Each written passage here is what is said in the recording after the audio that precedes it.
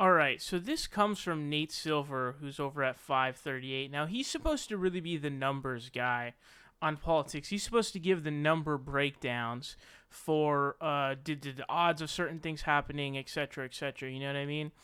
And he's been doing a lot of takes recently that really put him more in the zone of like any other commentator.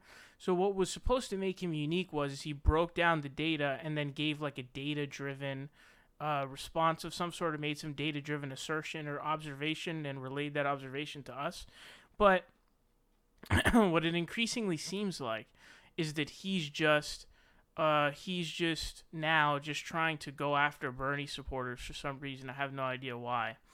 But here are some tweets that he sent out. He said, "Put another way, the reason Bernie fans mostly haven't migrated to Warren is because the distinguishing feature of Bernie fans is not leftist policy views per se, but that they figuratively want to blow up the system, including the Democratic Party." And then he actually continues that, in which he says, "Which more power to them, but if this is true, it severely limits Sanders' growth potential in the Democratic primary. Having independents who can vote in the D primaries helps a bit, but Democratic primary voters who don't like the Democratic Party is not a huge market." So I'm actually okay with Elizabeth Warren as a number two option, because I think her policies that she's had are very innovative and they're very, wonked out and everything. But I want to say that blowing up the system in the Democratic Party should be something that we want because the system is broken. Or some people, I think, would say the system is working, but we need to break it. But so that's not even like a negative thing in any way. And I'm totally up for blowing up both the Democratic Party and the system 100%. But the thing is that the reason why Elizabeth Warren is my number two and not my number one is I went after Elizabeth Warren ruthlessly. Okay, ruthlessly.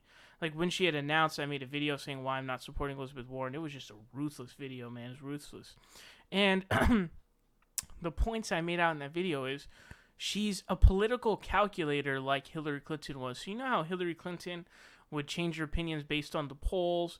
Well, Elizabeth Warren would do certain things based on political expediency. So, like, for example, not endorsing Bernie Sanders because you wanted to run in 2020 and you didn't want to alienate Hillary Clinton fans.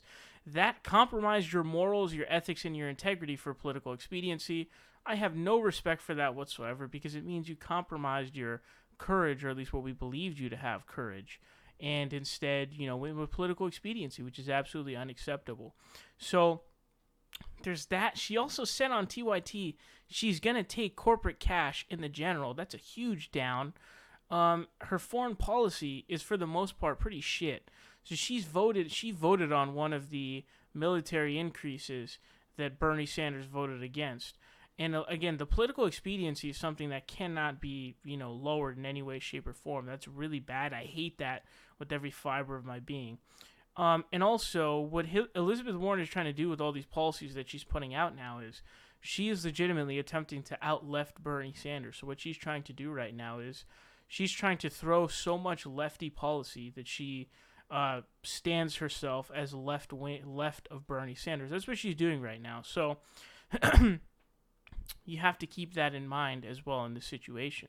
So Nate Silver seems to have some sort of a jihad that he's waging against Bernie Sanders as well as his supporters, because this is not his only, garbage analysis, if you can even call it that, because is it really analysis? I don't really think so.